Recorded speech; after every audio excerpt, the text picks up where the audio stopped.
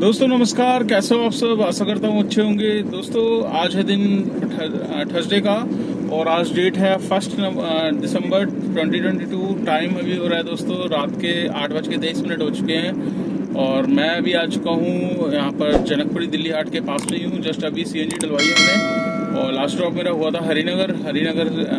ये गोम की लोकेशन मैंने लगाई थी। तो दोस्तों आज मैं मॉर्निंग में तो नहीं निकला था, मतलब आज निकला था लेट। कल मॉर्निंग में 6 बजे निकल गया था, तो आज हो गया था लेट। आज निकला था करीब 3:30 बजे और पहली ट्रिप जो मेरे पास आई ये लगा लीजिए 3:45 बजे ट्रिप मिली है और ट्रिप आई थी मोहन गार्डन से। तो वहाँ जाने में ही कम से कम 15 मिनट से 20 मिनट लग गए। मतलब राइडर की जो लोकेशन थी वो इतनी, आपको पता ही उत्तम नगर के हाल, मतलब जब भी राइड आती है तो वहाँ पर ट्रैफिक तो इतना रहता है, तो गलियों से बुकिंग आ जाती है, तो जिसको लेना वो थोड़ा सा डिफ़िकल्टी हो जाती है ये। तो मतलब ये लगा लो राइडर की 200 मीटर की लोकेशन पे ही मैं पास में खड़ा था, वहीं मेरे को 15 मिनट लग गए खड़े खड़े। तो मतलब ये ऐसा जो ट्रैफिक होता है उत्तम नगर का, कई बार तो मन करता है कि ना लूँ, पर जब आपको पता है कि आप द्वारका में रहते हो तो ऊबर की चॉइस होती है, वो कभी मटियाला से दे देता है बुकिंग्स, कभी द्वारका से देता है। द्वारका से बुकिंग्स आ जाती है तो इजी रहता है हमारे लिए पिकअप करना, पर ये कॉलोनी साइड से आ जाते हैं, जैसे उत्तम नगर वाली साइड से आ जाती है। मटियाला में शुक्र बाजार रोड है और नवादा साइड है, तो यहाँ थोड़ा सा ट्रैफिक की वजह से क्या है कि जाम होता है। और कई बार क्या होता है कि जिस लोकेशन पे जा रहे होते हैं वहाँ कई बार कोई सीवर का काम चल रहा है तो दिक्कत हो जाती है। तो चारों तरफ से ड्राइवर को ही वो होता है और इससे क्या होता है कि हम लोगों का टाइम खराब हो जाता है। तो जो 15-20 मिनट हमारा टाइम इसमें ख़राब हुए, वो चीज़ अगर बच जाते तो ऐसे करते करते मतलब पूरे दिन में 1 से 2 घंटे तो हमारे ऐसे ट्रैफिक में, मतलब खाली पिकअप में तो जाते ही जाते हैं। और खाली गाड़ी भी चलती है, 50 किलोमीटर तक की गाड़ी खाली चलती है हमारी पिकअप लेने में। कभी 3 किलोमीटर दूर से पिकअप आता है, तो कभी 4 किलोमीटर दूर से आता है, कभी 5 किलोमीटर से दूर आता है पिकअप। तो अब आपको तो पता ही है, जैसे कि पहले बीच में ऊबर ने स्टार्ट किया था, मतलब लॉन्ग पिकअप के अगर आपके पास ट्रिप आ रही है तो उसका वो 50 रुपये, 25 रुपये, 20 रुपये ऐसे करके एक्स्ट्रा देता था। तो अब उसने देना कर दिया है बंद, ऊबर ने बिल्कुल। और स्कीमें सारी इंसेंटिव्स तो आपको पता ही है, कुछ भी नहीं मिल रहा। तो अब क्या है कि बस जो ट्रिप में मिल रहा है फेयर बस उसी पे ही डिपेंड है। और हम ड्राइवर भाइयों की मजबूरी हो जाती है कि दूर दूर से बुकिंग आती है। आप एक्सेप्ट मतलब कितनी छोड़े, स्किप अगर बंदा करेगा बुकिंग तो फिर ये बुकिंग्स को वो कर देगा, मतलब आपकी आईडी फिर होल्ड पे डाल देगा कि आपका एक्सेप्टेंस रेट डाउन हो गया या आपने कैंसिल ज़्यादा कर दी। तो रीज़न इसके पास बहुत होते हैं। तो दोस्तों आज मैं निकला था तो 3:45 बजे की मेरी पहली बुकिंग आई थी। पहली बुकिंग थी जसोला साइड की। तो जसोला मैंने ड्रॉप किया मैडम को कम से कम 1 घंटा 25 मिनट में। 34 किलोमीटर की ट्रिप थी, जिसमें मेरे को जो फेयर मिला वो ठीक मिल गया था। 460 रुपये मेरे को मिल गए थे और टोटल जो फेयर बनाया था कस्टमर का वो 500 कुछ का था, मतलब 540 ऐसी कुछ फेयर था 540 का। तो जिसमें से 545 था, सॉरी 545 में से मेरे को काट पीट के इसने 460 रुपये दिए। तो वो ट्रिप मैंने ड्रॉप करी, उससे पहले ही एडवांस में आ गई थी मेरे पास एयरपोर्ट की।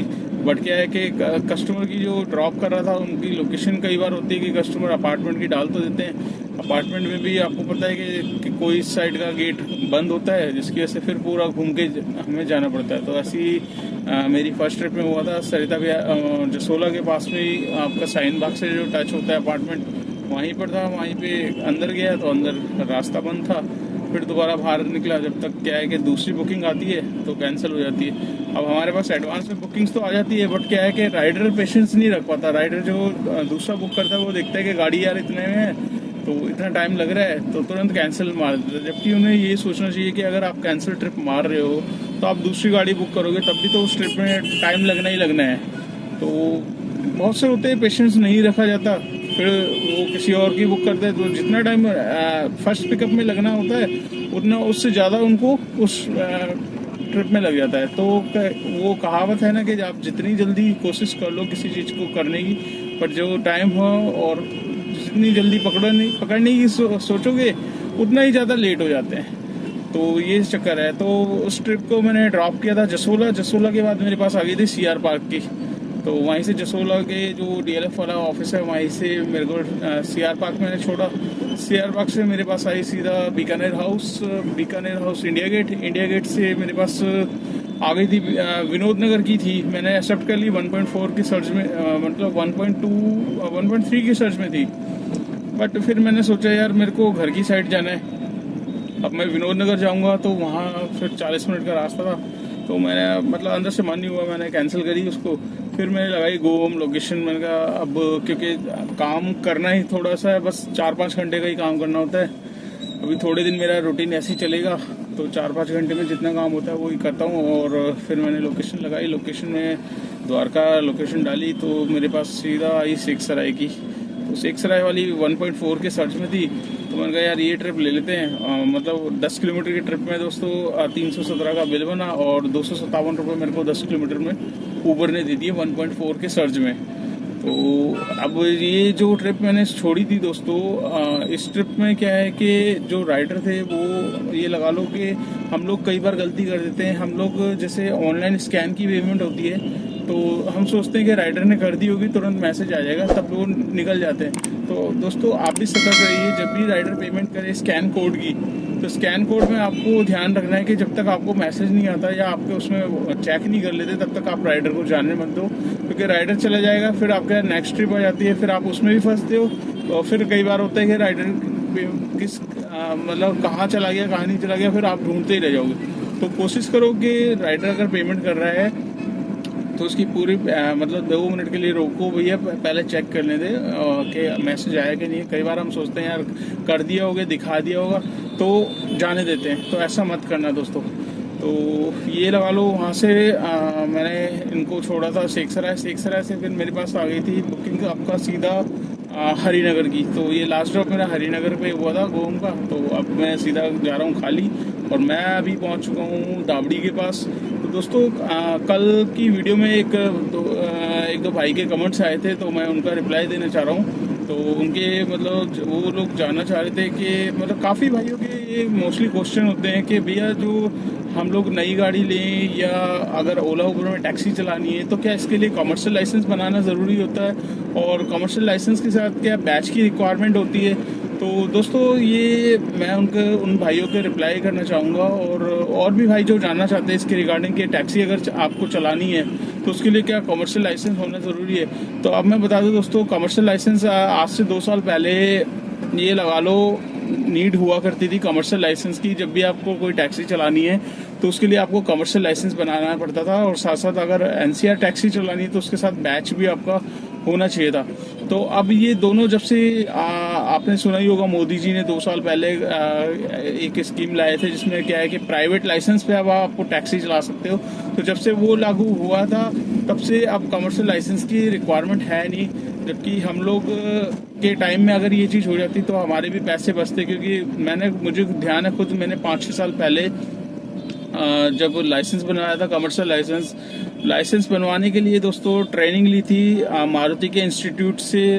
सराय काले खां पे मारुति का इंस्टीट्यूट है, वहाँ से ट्रेनिंग ली थी। ऑटो का भी बनाया था मैंने और टैक्सी का भी, दोनों का मेरे पास लाइसेंस है, और बैच भी दोनों का है ऑटो टैक्सी का। तो ये लगा लीजिए उस टाइम कम से कम 20,000 रुपये समथिंग मेरा टोटल खर्चा हो गया था, आने जाने का मैं इंक्लूड करके बता रहा हूँ। तो ये पैसा हमारा बच जाता अगर मोदी जी उस टाइम ये चीज़ लॉन्च कर देते। तो अब क्या है कि इन सब चीज़ों की दोस्तों ज़रूरत नहीं है। अगर आप दिल्ली में हो, दिल्ली में टैक्सी चलाना चाहते हो, तो आपके पास प्राइवेट लाइसेंस है, तो प्राइवेट लाइसेंस पे भी आपकी गाड़ी भी अटैच होगी और आपकी ID भी बन जाएगी, और कोई रिक्वायरमेंट नहीं है बैच की मतलब बहुत से बंदे डरा देते हैं कि बैच की रिक्वायरमेंट होगी। तो अब ऐसा कुछ कोई पुलिस वाले भी चेक नहीं करते। मैंने खुद नहीं लगा रखा, हालांकि मेरे पास बैच पड़ा हुआ है, लगाना चाहूँ मैं लगा सकता हूँ, बट अब इतना वो नहीं कोई चेक करता। तो आशा करता हूँ आपको ये जानकारी मिल गई होगी, और काफ़ी भाइयों के उसमें ये डर रहता था कि यार पहले लाइसेंस बनवाना पड़ेगा, इस लाइन में आना चाह रहा हूँ मैं, तो लाइसेंस के लिए कितना खर्चा होगा, बैच कैसे बनेगा, ये सब चीज़ें मतलब दिमाग में रहती है। तो आशा करता हूँ ये सब चीज़ें अब दिमाग से क्लियर हो गई होगी और आप प्राइवेट लाइसेंस पे भी टैक्सी चला सकते हो। तो दोस्तों अभी मैं यहाँ पहुँच चुका हूँ पावर हाउस के पास में, और मैं आज का काम आपको बता देता हूँ। काम कोई खास नहीं है, 4 घंटे का काम है। अब आप सोचो 4 बजे से 3:45 से पिकअप लिया था, 4 5 6 7 8 4 घंटे का काम है। ठीक है, 4 घंटे में कितना काम होगा, जो भी होता है वो आपके सामने शेयर कर देता हूँ। तो आज का टोटल काम जितना है वो यहाँ पर आप देख सकते हैं, 1416 रुपये का आज का काम है मेरा।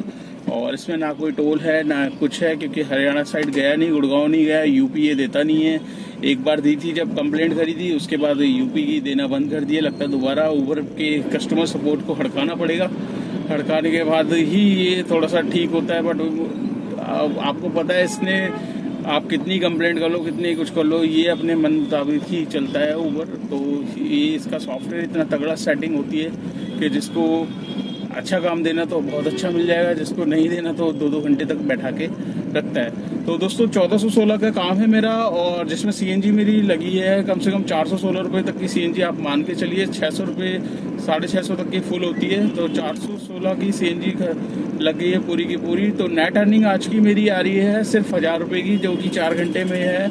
और 4 घंटे में नेट अर्निंग है, 1000 रुपये में मेरे को किसी को नहीं देना, बस गाड़ी की मेंटेनेंस निकालनी है और अपना घर का खर्चा निकालना है। तो दोस्तों आशा करता हूँ ये ब्लॉग आपको अच्छा लगा होगा। वीडियो अच्छी लगे तो लाइक करना, चैनल पे फर्स्ट टाइम हो तो चैनल को सब्सक्राइब कर लेना, दोस्तों के साथ शेयर करना मत भूलिएगा। अगर आप मेरे फेसबुक पेज पे हो तो फेसबुक पेज को भी फॉलो कर लो दोस्तों। और अगर आप कुछ भी जानना चाहते हो ओला उबर के बारे में, ओला उबर में कितनी कमाई हो रही है, आर्टिका गाड़ी लेने में फ़ायदा है, वैगनर गाड़ी लेने में फ़ायदा है, छोटी गाड़ी सक्सेस है दिल्ली एनसीआर में, या कौन सी गाड़ी सबसे बेस्ट है, किसमें सबसे अच्छी कमाई हो सकती है, ऑल इंडिया परमिट या एनसीआर परमिट, तो ये सारी की सारी वीडियो मैंने डिस्क्रिप्शन में डाली हुई है दोस्तों। आप डिस्क्रिप्शन में जाइए, लिंक वाइज वीडियो लगी हुई है, आप जो वीडियो देखना चाहते हैं वो आप देख सकते हैं। तो ठीक है दोस्तों, मिलते हैं कल नेक्स्ट डे नेक्स्ट टर्निंग पे। Till then bye.